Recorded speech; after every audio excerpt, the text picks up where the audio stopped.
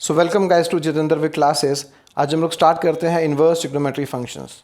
तो देखिए बहुत सारे बच्चे यहाँ पे शायद इन्वर्स का नाम सुन के थोड़े से कंफ्यूज होंगे कि क्या हम लोग x टू पावर -1 वाला जो इन्वर्स होता है उसके बारे में बात करने वाले हैं। देखिए x to power -1 is a reciprocal function and अगर मैं साइन इन्वर्स x की बात करता हूँ तो इसका मतलब है कि मैं बात कर रहा हूँ इन्वर्स फंक्शन के बारे में। तो इसका मतलब क्या हुआ कि sine to power -1x is not equal to 1/sin x। और देखिए उसके बाद फिर हम लोग फंक्शंस का रिकैप लेंगे। थोड़ा सा हम लोग 11th क्लास में से स्टडी करेंगे और थोड़ा सा 12th क्लास में से स्टडी करेंगे, और उसके बाद में हम लोग स्टडी करेंगे कि कैसे एक फंक्शन के टाइप्स होते हैं जो कि इन्वर्टिबल फंक्शंस होते हैं और ट्रिग्नोमेट्रिक फंक्शंस उस कैटेगरी में फॉल नहीं करते। तो कहने का मतलब क्या है कि trigonometry functions are actually not invertible functions. तो कैसे हम लोग एक नॉन इन्वर्टिबल फंक्शन को हम लोग इन्वर्टिबल फंक्शन में कन्वर्ट करेंगे उसको भी हम लोग आज स्टडी करेंगे। So let's start. तो गाइज हम लोग फंक्शन से स्टार्ट करते हैं। So that what is a function? तो function is a special kind of relation from set A to set B such that all the elements of set A have only one and one image in set B. तो देखिए what is a function?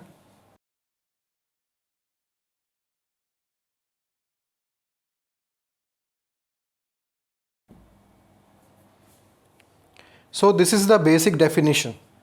Okay तो second भी एक यहाँ पे criteria है function का। तो सेकंड में क्या है कि नाउ ऑल द फंक्शंस, जो भी फंक्शंस हम लोग स्टडी कर रहे हैं 11th में हम लोगों ने स्टडी किए और 12th के अंदर भी हम लोग अभी स्टडी कर रहे हैं। So these are all functions are called as real valued functions. Real valued functions. तो इसका मीनिंग क्या है कि हमारे पास जो भी सेट्स हैं, now we have set A and set B suppose. Okay तो सेट ए और सेट बी में we have set A and set B. इन दोनों सेट्स में टू काइंड्स ऑफ नंबर्स नहीं होने चाहिए। दो टाइप के नंबर्स कौन कौन से हैं? ये नंबर्स हैं।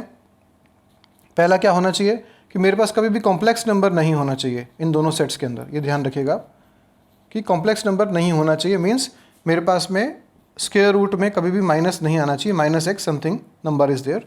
एंड उसके बाद क्या है, the second is now a not defined. Not defined नहीं आना चाहिए कभी हमारे पास में। तो नॉट डिफाइंड में क्या है कि 1/0 कभी भी नहीं बनना चाहिए, इस बात का भी ध्यान रखना पड़ेगा हमें। तो देखिए एग्जाम्पल से इसको हम लोग समझने का कोशिश करते हैं कि now we take a function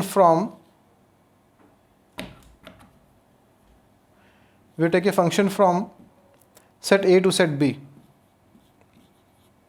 तो मैंने क्या कहा जी, मैं एक रियल नंबर से रियल नंबर का सेट बनाता हूँ और मेरे पास फंक्शन क्या है, फंक्शन इज़ नाउ 2x + 1। तो इसका हम लोग सेट प्रिपेयर करते हैं। सेट ए है, सेट बी है, ठीक है। तो मैं इसमें कुछ नंबर्स ले लेता हूँ। यहाँ पे मैंने कहा कि मैंने -1 ले लिया, 2 ले लिया, कुछ माइनस और पॉजिटिव नंबर्स एंड फ्रैक्शंस और एक 0 भी लेंगे हम लोग। तो -1 लिया, 2 लिया, 0 लिया, 1/2 लिया। तो देखिए -1 अगर मैं पुट करता हूँ तो क्या आएगा, -2 + 1 इज़ -1। 2 पुट किया तो मेरे पास 5 आएगा, 0 से 1 आएगा, 1/2 से 2 आएगा। तो देखिए मैपिंग हो रही है यहाँ पे। ओके अब देखिए मैं क्या करता हूँ कि मैं चेक करता हूँ इसको कि क्या ये फंक्शंस के दोनों क्राइटेरियाज को फुलफिल कर रहा है यहाँ पे। तो देखिए कि सबकी क्या है, सिंगल इमेज आ रही है। -1 की सिंगल इमेज है, 2 की सिंगल इमेज है, सबकी यूनिक इमेज है और सब के सब एलिमेंट्स जो से हैं वो सब एग्जॉस्ट हो रहे हैं यहाँ पे। ओके और कोई भी ऐसा कोई नंबर नहीं है जो कि कॉम्प्लेक्स नंबर आ जाए या फिर 1/0 की फॉर्म आ जाए, तो मतलब कि एक प्रॉपर फंक्शन है। ओके अब देखिए कोई भी आपसे बच्चा यहाँ पे पूछ सकता है कि क्या ऐसी भी कुछ वैल्यूज़ हैं, ऐसे भी कोई ऐसे फंक्शंस होते हैं जिसमें कि हमारे पास में मल्टीपल इमेजेस आ जाएं। तो ऐसे फंक्शंस देखिए कैसे होंगे। मैं उनको फंक्शंस नहीं बोलूँगा, मैं उनको पहले क्या बोलूँगा कि वो एक रिलेशन है या फिर एक इक्वेशन की फॉर्म है।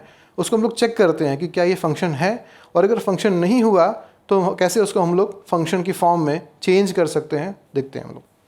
तो देखिए this is example number 1 and then example number 2।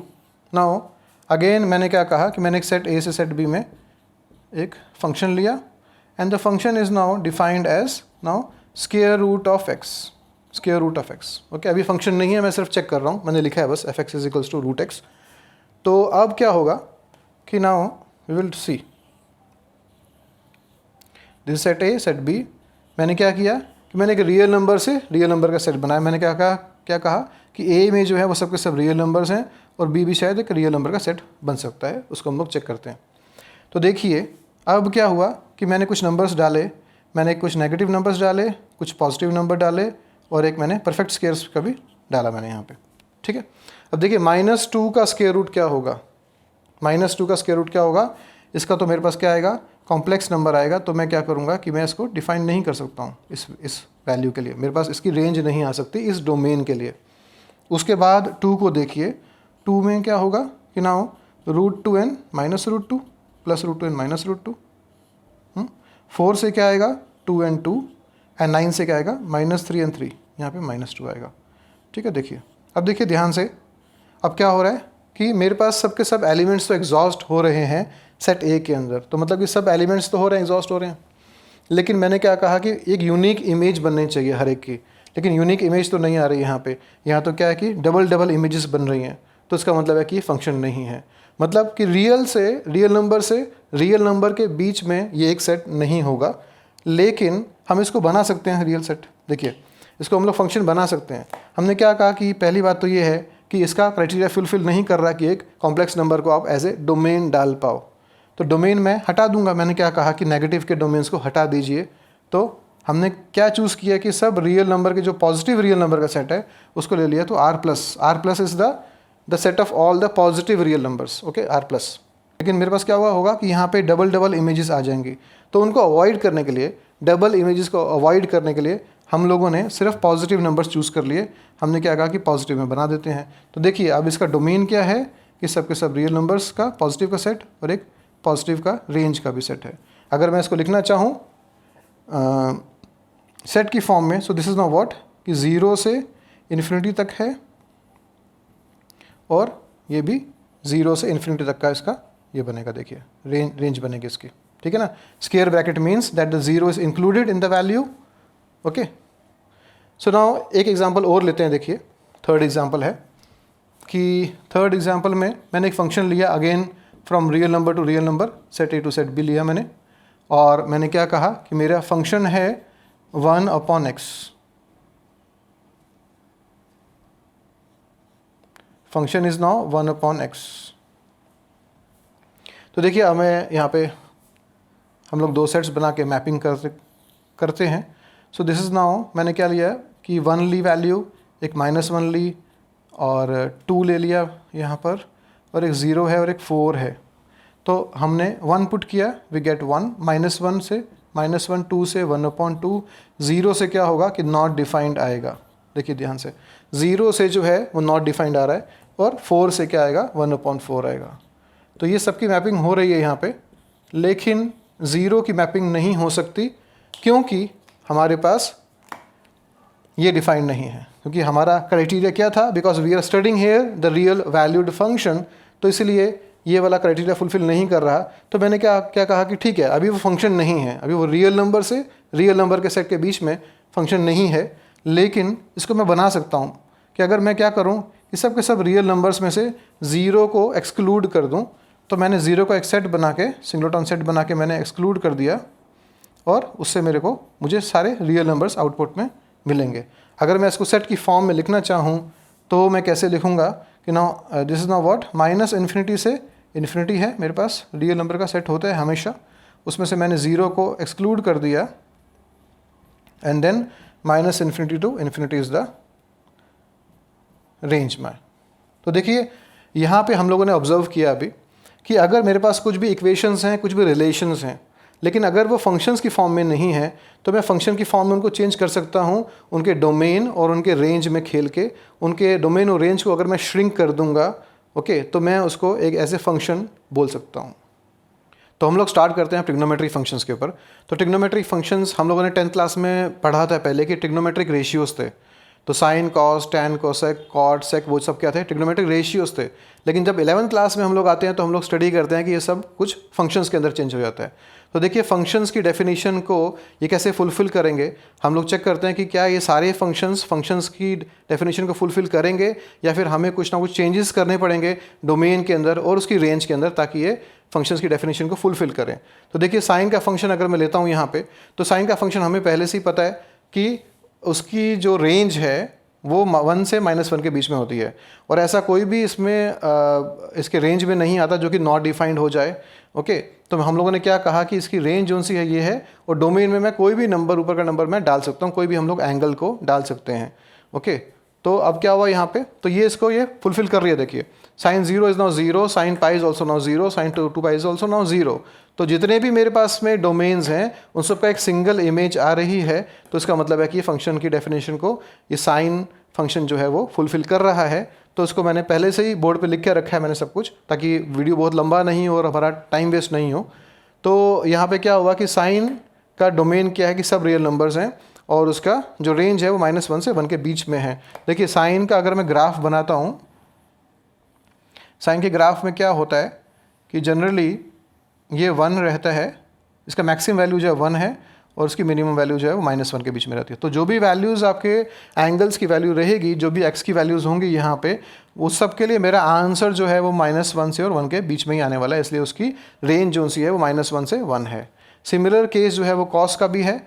Cos के केस में भी क्या है कि 1 से -1 है, मैक्सिमम वैल्यू 1 है, और मिनिमम वैल्यू मेरे पास में -1 है। तो सेम केस यहाँ भी हो रहा है। तो रेंज मेरी जो है वो सब के सब रियल नंबर्स हैं, और जो डोमेन होगा, जो डोमेन है वो सब रियल नंबर्स हैं, और जो रेंज है वो -1 से 1 के बीच में है।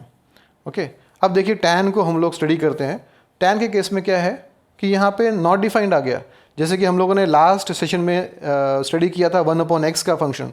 वहाँ पे हम लोगों ने क्या देखा था कि हमारे पास में अगर नॉट डिफाइंड आ रहा है तो कौन सी वैल्यू से आ रहा है, तो हम लोगों ने फंक्शन लिया था 1/x।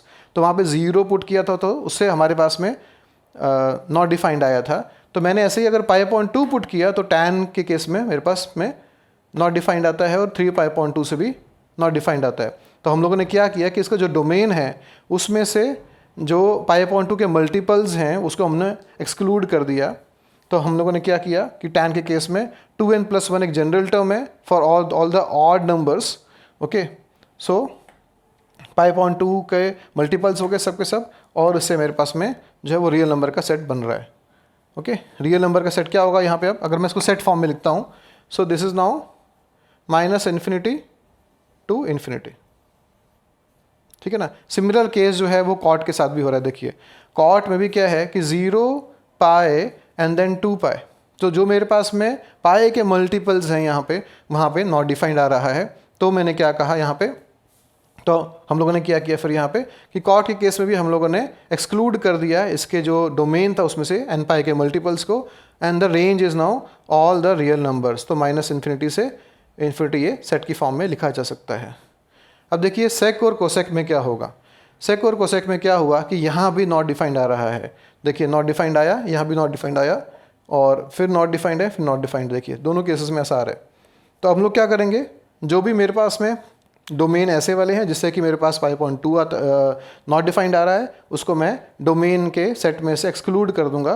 तो मैंने सेम केस देखिए यहाँ भी किया कि इसके डोमेन में से हम लोगों ने इसको एक्सक्लूड कर दिया। तो मेरे पास क्या आया कि रेंज देखिए उसके बाद में अब क्या हो रहा है कि इसकी रेंज जो सी है, the range is now what कि 1 से -1 से इन्फिनिटी जा रही है। देखिए अब ध्यान से, इन सब केसेस में क्या था कि वो 0 से इन्फिनिटी थी। इस केस में क्या था कि वो 1 और -1 के बीच की वैल्यूज आ रही थी, बिकॉज 0 से 1 हुआ, फिर 1 से 0 हो गया। तो पहले इंक्रीज़ हुआ फिर डिक्रीज़ हुआ। लेकिन यहाँ क्या हो रहा है कि 1 से इन्फिनिटी पे चला गया, और फिर -1 से -∞ के बीच में चला गया। तो जो बीच का -1 और 1 के बीच का जो सा इंटरवल है, जो नंबर्स हैं वो यहाँ नहीं आए हैं। ओके, तो मैं इसको अगर हम लोग एक नंबर लाइन पे समझना चाहें तो मेरे पास क्या है कि ये 0 है, this is 1 and this is now -1। तो अब सेक और कोसेक दोनों के केसेस में क्या रहेगा कि -1 से इधर है मेरा, because this is now -∞ and this is ∞। तो इस केस में क्या होगा कि देखिए अब कि -1 से ∞ वाले सब मेरे पास में इसके रेंज में रहेंगे, और 1 से ∞ वाले इसके रेंज में रहेंगे। तो ये वाला जो इंटरवल है, ये इंटरवल बीच में नहीं आएगा, इसलिए मैंने इसके रेंज में से इसको एक्सक्लूड कर दिया। देखिए यहाँ पे ध्यान से। ओके, तो ये स्टडी करने के बाद में हम लोग स्टडी करते हैं कि कैसे कितने टाइप्स के फंक्शन हैं। This is now from the chapter number 1 class 12th। तो अब हम लोग देखते हैं कि कितने टाइप्स के फंक्शंस हैं और अब कौन से फंक्शंस हैं जो कि जिनका कि इन्वर्स निकालना हमारे लिए पॉसिबल है। So there are 4 kinds of functions. So one is called as one function, the second one is called as many one function, and the third one is called as the onto function, and the fourth one is called as the one and onto function, one and onto function. तो देखिए this is the combination, जो fourth वाला मैं लिखा है यहाँ पे। So this is now the combination of the first and the third one, तो one and onto function. So this function is also called as bijective। और मेनली हम लोग जो स्टडी करेंगे, अभी हम लोग स्टडी करेंगे तो हम लोग इसी को स्टडी करने वाले हैं, because this is the only function which is invertible function.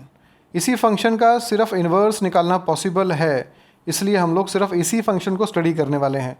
तो देखिए मैं एग्जांपल के तौर पे एक एग्जांपल लेता हूँ हम लोग यहाँ पे। तो द एग्जांपल इज़ नाउ, मैं एक फंक्शन लेता हूँ कि now f(x) is equals to y is equals to 2x + 1। So now f is now what? f is from a to b। मैं 2 सेट्स बनाता हूँ जिसमें कि मैंने a और b सेट लिया, ऐसे बनाता हूँ। ये फंक्शन ये है मेरे पास में। तो देखिए मैं कुछ यहाँ पे रियल नंबर्स लूँगा, कुछ इंटीजर्स लूँगा, कुछ रैशनल नंबर्स लूँगा। तो मीन्स व्हाट, मैंने -2 लिया, एक 1 लिया, एक 0 लिया, एक 1/2 ले लिया। तो देखिए अब क्या होगा, मैंने -2 पुट किया। Okay, so this is now what, -4 + 1 is now -3। Okay, so अब मैंने अगर 1 पुट किया तो 1 पुट करने से क्या आ रहा है, 1 इज़ नाउ व्हाट 3। 0 पुट करने के बाद क्या आएगा, 1 आएगा। 1/2 पुट करने के बाद दिस विल बी नॉट 2। तो देखिए अगर मैं मैपिंग करता हूँ फ्रॉम a to b, अगर मैं मैपिंग करता हूँ तो मेरे पास क्या आता है कि 2 से आ रहा है, -2 से आ रहा है -3, 1 से आ रहा है 3, 0 से 1 एंड देन 1/2 से 2 आ रहा है। तो देखिए ये तो मुझे पता है कि अब ये फंक्शन है, फंक्शन की डेफिनेशन को ये फुलफिल कर रहा है यहाँ पे। अब मैं देखता हूँ कि क्या ये इन्वर्स का भी होगा। ओके, अगर मैं इसका इन्वर्स करता हूँ, देखिए क्योंकि ये फंक्शन इन्वर्टिबिलिटी के लिए मैं चेक कर रहा हूँ यहाँ पे, तो मैं क्या कहता हूँ कि ठीक है, जब ये इन्वर्स करते हैं हम लोग किसी भी फंक्शन को, तो हमारा लिखने का तरीका क्या होता है कि हम लोग यहाँ पे f इन्वर्स लिखते हैं हमेशा। ओके, तो जब भी हम लोग इन्वर्स करेंगे ना, एक बात का ध्यान रखिएगा कि जो मेरा सेट a से b में बन रहा था, मैंने क्या किया था यहाँ पे, मैंने सेट a से b में बनाया था। अब मैं क्या करूँगा कि अब मैं सेट b से a में बनाऊँगा, क्योंकि अब मैं इन्वर्स कर रहा हूँ। तो मतलब कि अब मेरे लिए जो इनपुट्स होंगे वो b के एलिमेंट्स होंगे और आउटपुट जो होंगे वो a के एलिमेंट्स होंगे यहाँ पर। तो मैंने क्या किया कि हम लोगों ने इसको इंटरचेंज कर दिया कि b से a में। ध्यान रखिए कि इंटरचेंज होगा हमेशा। ओके, जो डोमेन यहाँ पे डोमेन था, अब मेरा वो वहाँ पे यहाँ पर क्या बन जाएगा, वो मेरा रेंज बन जाएगा यहाँ पे। तो a यहाँ पे आ गया और b यहाँ पे चला गया। देखिए ओके, अब मेरा फंक्शन भी क्या होगा, फंक्शन भी चेंज होगा। ओके, तो फंक्शन क्या होगा, function will be now x is equals to y -1/2। ठीक है ना, this is for the f inverse, ये फंक्शन होगा। तो देखिए अब मैं क्या करता हूँ, मैंने क्या कहा आपको कि जो मेरा यहाँ पे रेंज था, अब वो इस फंक्शन के लिए क्या बन जाएगा, इस फंक्शन के लिए वो डोमेन बन जाएगा। तो मैंने क्या कहा कि मैं b की वैल्यूज़ को मैं पुट करूँगा y में यहाँ पे। तो क्या होगा, मैंने -3 पुट किया, मेरे पास क्या आया, -2 आ रहा है। देखिए ओके, -3 -4 -4/2 इज़ -2, ये आ रहा है मेरे पास। सेकंड में 3 पुट किया, तो देखिए चेक करिए 1 आ रहा है कि नहीं आ रहा, 1 से चेक करिए 0 आ रहा है, 2 से कर लीजिए चेक, तो मेरे पास 1/2 आ रहा है। तो इसका मतलब क्या हुआ कि ये फंक्शन क्या है, इन्वर्टिबल फंक्शन है, ये वन एंड onto फंक्शन है। तो देखिए मेन जो पैरामीटर रहेंगे ना, वो क्या रहेंगे यहाँ पे कि मेरे पास जो नंबर ऑफ़ एलिमेंट्स होंगे सेट A में और जो सेट B में होंगे वो दोनों इक्वल रहने चाहिए हमेशा। ओके, तो इस फंक्शन का एक मेरे पास क्राइटेरिया क्या हो गया कि NA is equals to NB, एक क्राइटेरिया मेरे पास बनता है यहाँ पे। और दूसरा क्राइटेरिया क्या होगा कि नंबर ऑफ़ एलिमेंट्स तो हो गए, सेकंड क्राइटेरिया क्या होगा कि यहाँ पे क्या होगा कि सारे के सारे जो एलिमेंट्स A में हैं उन सब की मैपिंग होनी चाहिए B में, और जो B के सारे एलिमेंट्स हैं उनकी भी मैपिंग होनी चाहिए A के साथ में। बिकॉज B के साथ मेरा क्या बन रहा है, एक इन्वर्स फंक्शन बनाया मैंने। तो फंक्शन की डेफिनेशन क्या थी कि हमारे सारे डोमेन्स जो हैं वो सब के सब एग्जॉस्ट होने चाहिए, उन सब की मैपिंग होनी चाहिए। तो यहाँ पे क्या होगा, on both the sides, okay, on both the sides all the elements will get exhausted. इस साइड में भी होगा, ओके, और उस साइड में भी, इस साइड में क्या होगा, दोनों तरफ मेरे सारे के सारे एलिमेंट्स एग्जॉस्ट हो जाएंगे, सबकी मैपिंग हो जाएगी।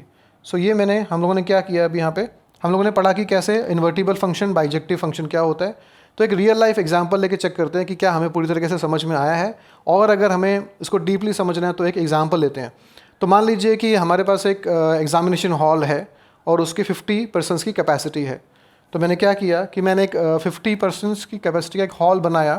तो अब उस हॉल में क्या है कि ना, there are now examination is going to be held, और उसमें 50 स्टूडेंट्स की कैपेसिटी है, तो वहाँ पे 50 चेयर्स अरेंज कर दी गई हैं पहले से ही, और 50 स्टूडेंट्स उस पर आके बैठने वाले हैं।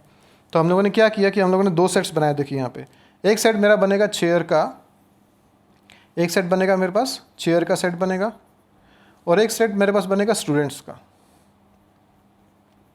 एक सेट बनेगा स्टूडेंट्स का। अब देखिए चेयर के ऊपर जब भी होगा तो हमेशा क्या होता है कि वहाँ पे चेयर्स के ऊपर कुछ तो नंबर्स पड़े होते हैं। तो हम लोगों ने बोला कि ठीक है, चेयर नंबर 1 है, चेयर नंबर 2 है, chair number 3 and 4th। So 4th जो है चलता गया, और ऐसे लास्ट का चेयर का 50 नंबर था।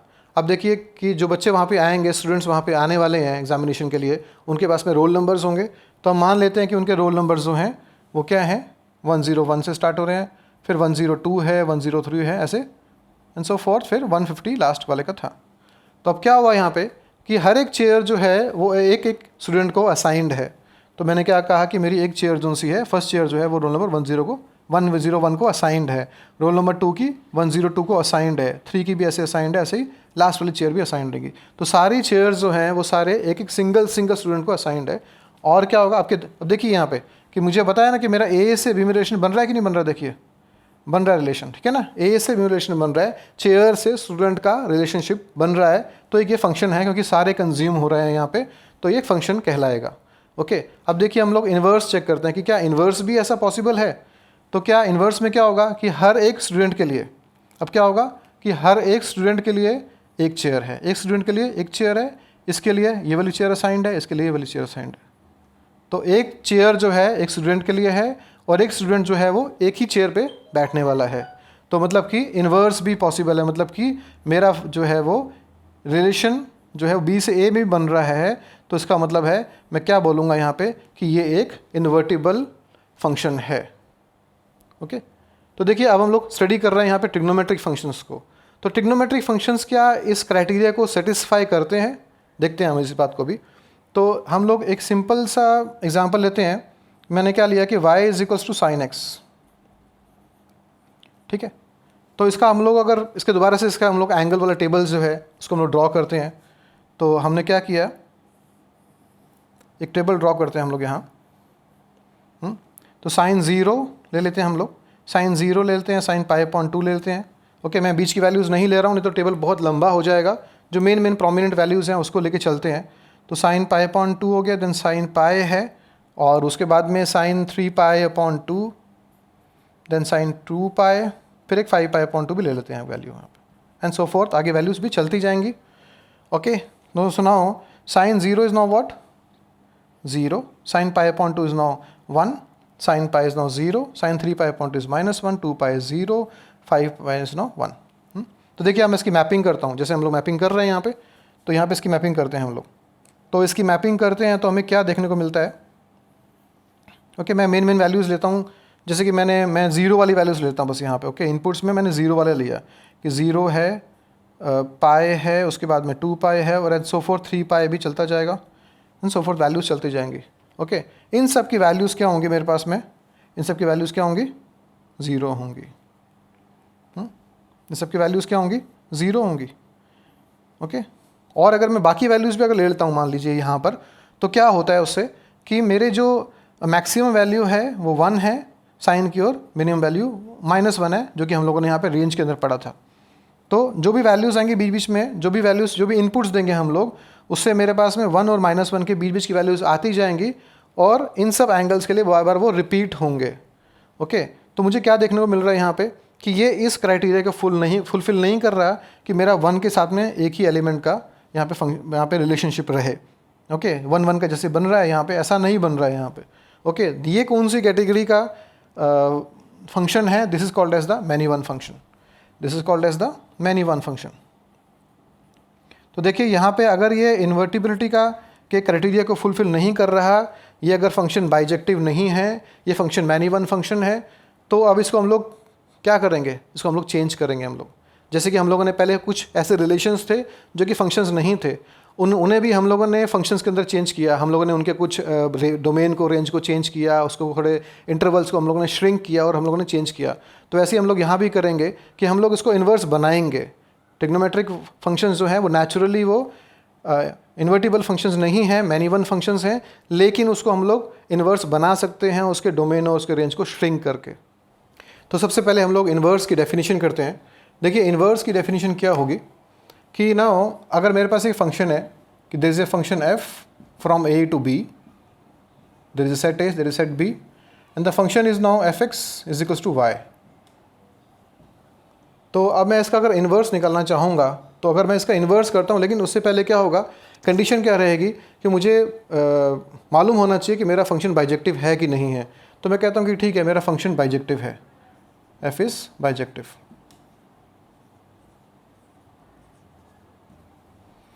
ओके, तो अब जो इन्वर्स फंक्शन होगा, मैंने क्या बोला कि एक और फंक्शन है मेरे पास, there is a function g now which is from b to a। देखिए ये इसका इन्वर्स फंक्शन है। तो मैंने क्या बोला कि मैंने एक b से a भी मैंने बनाया है, मैंने मैपिंग कर दिया दोनों के एलिमेंट्स के बीच में। तो उससे क्या है मेरे पास में कि जब मैं y की वैल्यू पुट करता हूँ, जब मैं g में y की वैल्यू पुट करता हूँ तो मेरे पास में x आता है। देखिए ओके, तो इससे क्या मालूम चला मुझे कि दोनों क्या है यहाँ पे, ये g जो है वो f का इन्वर्स है। So g is called as the f inverse, याद रखिए इस बात को। तो f का इन्वर्स जो है वो g है यहाँ पे। तो देखिए अब एग्जाम्पल, अब हमारा पहला जो फंक्शन है that is the sine x। तो साइन x का हम लोग देखते हैं कि कैसे इसको हम लोग मैनी वन फंक्शन था, अभी हम लोगों ने देखा लास्ट सेशन के अंदर, तो y is equals to sine x था। तो यहाँ पे क्या कि मुझे पता है कि मैनी वन फंक्शन है, इसको हम लोग बाइजेक्टिव फंक्शन बनाते हैं। तो पहले एक बार हम लोग इसका ग्राफ बनाते हैं, बिकॉज ग्राफ से काफ़ी इजी हो जाएगा आपके लिए समझना। और ग्राफ हमें, देखिए ग्राफ कैसे बनेगा, दिस इज़ द ग्राफ।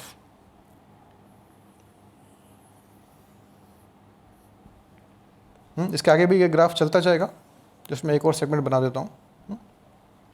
सो हमें क्या पता है कि अब क्या होता है, साइन का फंक्शन देखिए। सो नाउ साइन का डोमेन क्या होता है, साइन का डोमेन क्या है यहाँ पे, all the real numbers. Okay, x पे क्या है, सारे रियल नंबर्स हैं मेरे पास में इनपुट में, और आउटपुट में क्या आता है कि -1 से 1 की इसके बीच में इसकी वैल्यूज़ रहती हैं। This is the domain and this is the range over here. अब देखिए y is equal to sine x है, तो मैंने क्या कहा, this is now 1 and this is now -1, this is now -1। तो मैं एक एग्जाम्पल लेके चलता हूँ यहाँ पे। मैंने क्या कहा कि नाउ π/4 ले लेते हैं हम लोग। हम कहते हैं कि now y is equals to sine π/4 and this is now equal to 1/√2, ये हमें पता है। और एक हम लोग नेगेटिव का भी एग्जाम्पल लेते हैं कि y is equals to now minus sine π/4 and this is now equal to -1/√2। ठीक है, अब मैंने वैल्यूज़ मैंने ले ली, मैंने यहाँ पे वैल्यूज़ हम लोगों ने प्लॉट की, because 1/√2 this is y axis, this is x axis, this is x dash and this is y dash. अब देखिए 1/√2 y पे है मेरे पास, तो मैंने इसको मार्क कर लिया कि मेरा यहाँ पे कहीं पे 1/√2 आएगा। मान लीजिए यहाँ पे कहीं पे 1/√2 आता है, और -1/√2 यहाँ पे कहीं पे आएगा। ठीक है, अब मैं क्या करूँगा यहाँ से, अब मैं एक वर्टिकल लाइन ड्रॉ करूँगा। 1/√2 से मैंने वर्टिकल लाइन ड्रॉ की, और मैंने उसके बाद में -1/√2 से भी मैंने वर्टिकल लाइन ड्रॉ की। तो क्या हुआ कि ये ग्राफ को कट करती हुई जा रही है, देखिए। और जहाँ जहाँ ये ग्राफ को कट कर रही है, इसका मतलब है कि इसके इतने सारे सॉल्यूशंस होंगे, मतलब कि इतने सारे एंगल्स इसके इनपुट में होंगे, जिसका कि आउटपुट मेरे पास में -1/√2 और 1/√2 आने वाला है। ओके, देखिए अब इसका मतलब क्या हुआ कि ये सब एंगल्स के लिए हो रहा है। यहाँ पे एंगल क्या आएगा मेरे पास, दिस इज़ नाउ π/4। ठीक है, this is now pi and this is 2π, this is -π and this is -2π। Okay, this is now π/4, और फिर उसके बाद क्या हुआ, ये 3π/4 भी आएगा। देखिए अब चेक कर लीजिए आप कि sine π/4 is now 1/√2 and sine 3π/4 is also now 1/√2। Okay, यहाँ चलते हैं तो क्या आता है, दिस इज़ नाउ व्हाट अब देखिए यहाँ पे कटिंग कर रहे हैं तो ये क्या, this is now minus pi upon 4 and this is now minus 3 pi upon 4। तो देखिए ये सब वैल्यूज़ आएंगे मेरे पास में। तो इससे क्या मालूम चल रहा है मुझे कि यहाँ तो ये तो मैनी वन फंक्शन है, तो मैंने क्या किया कि यहाँ पे बहुत सारे हमारी इसकी वैल्यूज़ पे जो है 1/√2 ही मेरे पास आंसर आ रहा है। तो इसको अगर मुझे बाइजेक्टिव बनाना है तो मुझे क्या करना पड़ेगा कि जो इसका डोमेन है, डोमेन को मुझे श्रिंक करना पड़ेगा। डोमेन को अगर मैं श्रिंक करूँगा तो मेरे पास जो है वो सिंगल वैल्यूज़ के लिए ये -1/1 से बीच की वैल्यूज़ आने वाली हैं। देखिए तो मैंने क्या कहा कि मैं डोमेन को श्रिंक करता हूँ मैं यहाँ पे। ओके, तो डोमेन को श्रिंक करने का मतलब क्या हुआ कि मैं कुछ एक एंगल्स ले लेता हूँ कि उन एंगल्स के बीच में मेरे पास जो भी वैल्यूज़ आएंगी वो हमेशा -1 से 1 के बीच में ही रहेंगी।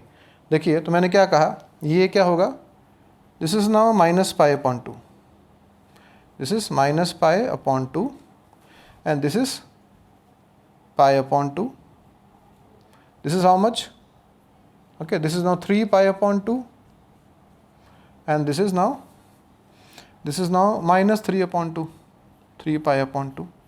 क्लियर आपको? ठीक है। तो देखिए अब क्या होगा कि अगर मैं कुछ ऐसे सेगमेंट्स ले लेता हूँ, मैं कहता हूँ कि यार ये अब क्या होगा यहाँ पे कि मैं एक सेगमेंट चूज़ करता हूँ इसमें से एक। मैंने क्या कहा कि मैं ये वाला सेगमेंट चूज़ करता हूँ, π/2 से -π/2 का मैंने सेगमेंट चूज़ किया। और मैंने क्या कहा कि इस सेगमेंट को अगर मैं ऑब्जर्व करता हूँ, इस सेगमेंट को अगर मैं लेके स्टडी करता हूँ तो यहाँ पे क्या हो रहा है कि मेरा -1 से -1 के बीच में है ना।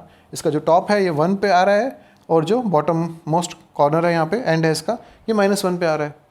और उसके बीच की वैल्यूज़ देखिए, यहाँ पे क्या हो गया, अब -1/2 तो एक ही जगह पे कट कर रहा है और 1/2 भी क्या कर रहा है, एक ही जगह पे कट कर रहा है।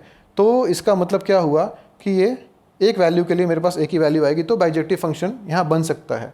और देखिए उसके बाद और भी ऐसे सेक्शंस होंगे, और सेक्शंस कौन से होंगे, मैं अगर π/2 से अगर मैं 3π/2 भी लेता हूँ तो यहाँ भी क्या होगा कि टॉप 1 पे है, बॉटम -1 पे है और बीच की वैल्यूज़ में मेरा ग्राफ जो है वो 1 पे ही कट कर रहा है। तो क्या होगा, वो भी करना पॉसिबल है। तो देखिए अब कितने मेरे पास ब्रांचेस आना ऐसे पॉसिबल है।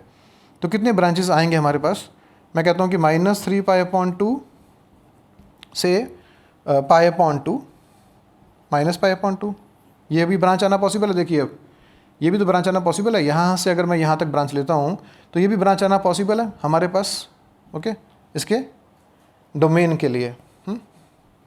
और उसके बाद क्या हुआ कि नाउ -π/2 से भी π/2 आना पॉसिबल है। ठीक है जी।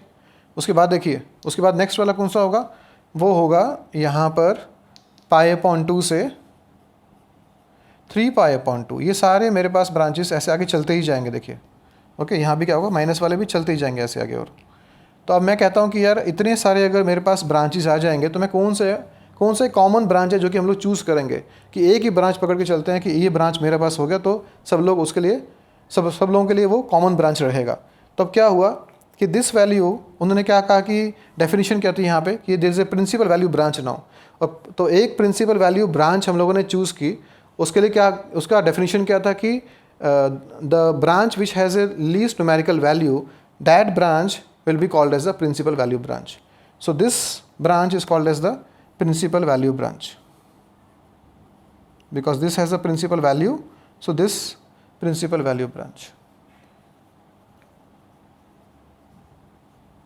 ठीक है, तो -π/2 से π/2 को चूज़ किया गया।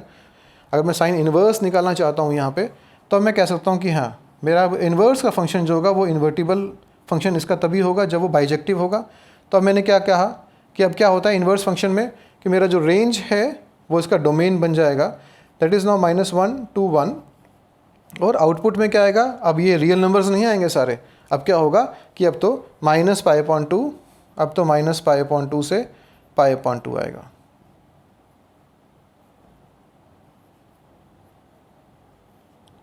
ठीक है। और देखिए अगर मैं इसका ग्राफ बनाना चाहता हूँ, अब साइन इन्वर्स का अगर मैं ग्राफ बनाना चाहते हैं तो क्या होता है कि अब मैंने क्या किया कि मेरी अब x की वैल्यूज़ जो हैं वो y पे शिफ्ट हो जाएंगी और जो y की वैल्यूज़ हैं वो x के ऊपर शिफ्ट हो जाएंगी। तो देखिए अगर इसका ग्राफ बनाते हैं हम लोग यहाँ पे, this is x dash y and y dash. तो अब देखिए अगर मैं मार्किंग्स करता हूँ यहाँ पे तो क्या हुआ, this is for the inverse, this is for the inverse function y is equals to sine inverse x। Okay तो देखिए नाउ अब मार्किंग्स उल्टी हो जाएंगी, तो मतलब क्या होगा कि यहाँ पे क्या आएगा मेरे पास, दिस इज़ नाउ मैं छोटा करता हूँ उसको 1 से एंड -1। तो देखिए हमारे पास क्या आएंगे वैल्यूज़, हमारा ग्राफ कैसे चलेगा,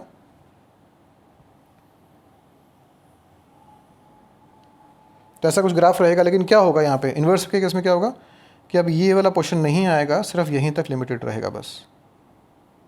ये देखिए because this value is now what, this value is now π/2 and this value is now -π/2।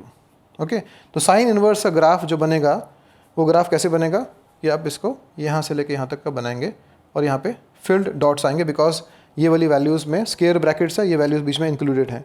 So this is the graph for the sign inverse now. तो साइन इन्वर्स के फंक्शन के डोमेन और range को निकालने के बाद में अब हम लोग बाकी के फंक्शंस के भी डोमेन और रेंज को निकालते हैं। So now y is equals to cos. अब क्या मैं यहाँ कर रहा हूँ कि मैं यहाँ पे कॉस इन्वर्स का हम लोग डोमेन और रेंज निकालते हैं। तो देखिए मैंने क्या कहा था उस समय आपको कि जब भी हम लोग डोमेन और रेंज के ऊपर बात करेंगे तो मतलब क्या होगा कि जो नॉर्मल फंक्शन होता है और अगर मैं उसका इन्वर्स करता हूँ तो दोनों के डोमेन और रेंज क्या होते हैं, आपस में इंटरचेंज होते हैं। तो मैं यहाँ पे दोनों को इंटरचेंज करता हूँ। तो now domain, now my range is now what, from there I can pick the range. So now the range is now -1 to 1। ठीक है जी। और इसका मेरे पास में रेंज क्या आएगा, मेरे पास यहाँ पे क्या था कि सारे रियल नंबर्स थे। ओके लेकिन यहाँ तो हम लोगों ने श्रिंक किया था, हम लोगों ने स्टडी किया था ग्राफ पे कि कैसे उसको हम लोग एक ही ब्रांच लेंगे जिससे कि हमारे पास ये आएगा। तो देखिए अब कॉस -1 कहाँ पर होता है, पाए पे होता है, और कॉस जो है वो 1 कहाँ पे होगा, 0 पे होगा। तो हम लोगों ने क्या कहा कि 0 से पाए के बीच में इसकी रेंज आएगा। और इसके बहुत सारे ऐसे मल्टीपल्स भी होंगे जिसपे कि ये वैल्यूज़ को रिपीट कर पाना पॉसिबल होगा, जैसे कि पाए से 2 पाए उसके बाद में, और ऐसे नेगेटिव में भी हम लोग जा सकते हैं। लेकिन क्या होगा कि नाउ प्रिंसिपल वैल्यू ब्रांच जो है उनमें से एक ही चूज़ करेंगे जिसकी कि न्यूमेरिकली लीस्ट वैल्यू होगी, that is now 0 to pi. Okay now we come to the third one which is now y is equals to tan inverse x। तो देखिए tan इनवर्स x का जब मैं निकालूंगा तो हम लोग सेम स्टेप को रिपीट करेंगे कि वहाँ से उसका जो रेंज है जो कि -∞ से इन्फिनिटी है उसको हम लोग पिक करेंगे। सो this is our domain over here now. Okay अब इसका हम लोग रेंज कैसे निकालेंगे, देखिए रेंज निकालने के लिए क्या करेंगे कि tan नॉट डिफाइंड कहाँ पर होता है, कौन से एंगल पे होता है, π/2 पे होता है। ओके तो same case is now what कि -π/2 से π/2 लिया मैंने। तो हम लोगों ने क्या कहा कि दिस इज़ नाउ -π/2 to π/2। तो देखिए कोई बच्चा इसमें से बोल सकता है कि सर यहाँ तो ठीक है, मैं हम लोग साइन का समझ गए, हम लोग कॉस का भी समझ गए, लेकिन tan में तो आपने जो इसका डोमेन था, अगर इसका रेंज इसका डोमेन बन गया तो क्यों इसका डोमेन वाला सेट यहाँ पर नहीं आया। देखिए ध्यान से, तो पहली बात तो ये कि हम लोगों ने श्रिंक किया है उसके डोमेन को यहाँ पे पुट करने के लिए, इन्वर्स निकालने के लिए। ओके ताकि 1 1 एंड ऑन टू का फंक्शन बन जाए। ओके सेकंड क्या था कि एक्सक्लूड भी किया था मैंने यहाँ पे। मैंने क्या कहा था कि हम लोग इसके सारे जो डोमेन्स होंगे, जो रियल नंबर का सेट होगा, उसमें से हम लोग odd multiples, 2n + 1 is now odd, तो ऑड मल्टीपल्स हम लोग π/2 के एक्सक्लूड कर देंगे। तो हम लोग यहाँ पे ऐसे ही किया है मैंने। देखिए यहाँ पे अगर मैं स्क्वेयर ब्रैकेट्स लगाता तो मैं क्या बोलता कि हम लोगों ने π/2 को इंक्लूड किया है। अब मैंने क्या कह रहा हूँ कि राउंड ब्रैकेट्स हैं तो इसलिए हम लोगों ने π/2 के जो भी ऑड मल्टीपल्स हैं उनको एक्सक्लूड कर दिया सेट में से। Okay so now then we come to the cot inverse x। Okay देखिए कॉट इनवर्स x में क्या होगा, सेम केस है कि नाउ -π -∞ से इन्फिनिटी मैंने पिक किया उसके रेंज में से जो कि इसका डोमेन बन गया। और देखिए इसका अब क्या होगा। ओके अब कॉट कहाँ पे होता है, इन्फिनिटी और दिस ऑन 0 and π। ठीक है ना। अब सेम केस देखिए यहाँ भी हो रहा है। मैंने क्या कहा था कि मैं इसके डोमेन में से जो उसके इवन मल्टीपल्स जो होंगे या फिर जो उसके n मल्टीपल्स हैं, सॉरी, ओके, तो वो मल्टीपल्स को मैंने क्या कहा था यहाँ पे कि हम लोग उसको उसमें से एक्सक्लूड कर रहे थे। तो हम लोग भी यहाँ पे क्या कर रहे हैं, इसको एक्सक्लूड कर रहे हैं। हम लोगों ने पाई की वैल्यू बीच में इंक्लूड नहीं की क्योंकि राउंड ब्रैकेट्स आ गए हैं।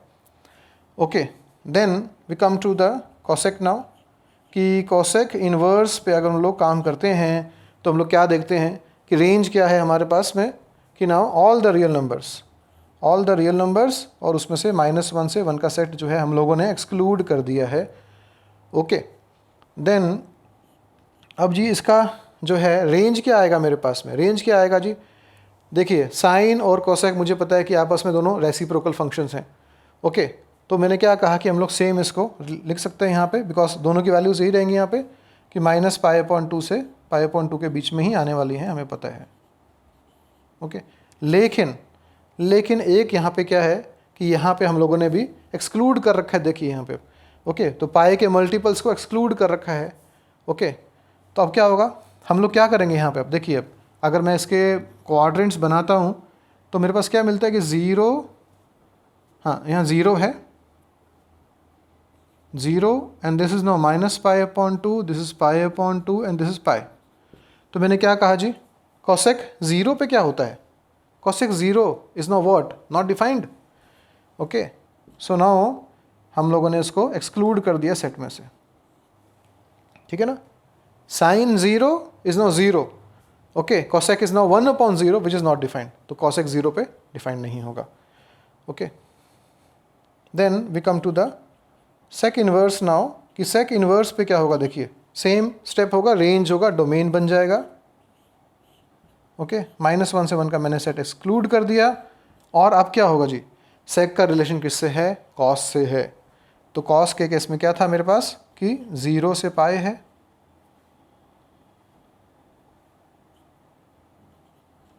0 से पाई है, ठीक है जी।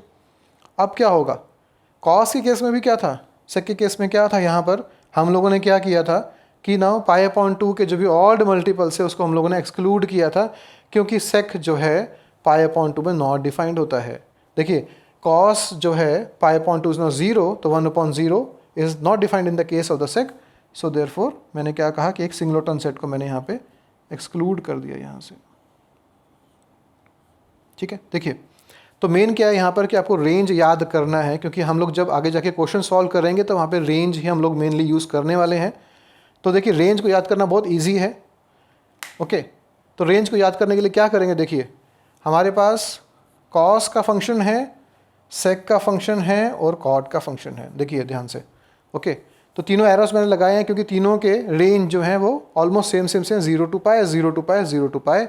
आपको सिर्फ याद रखना है कि सेक वाले में -π/2 जो है वो एक्सक्लूडेड सेट है, और यहाँ पे राउंड ब्रैकेट्स हैं, इतने आपको याद रखना है यहाँ पे।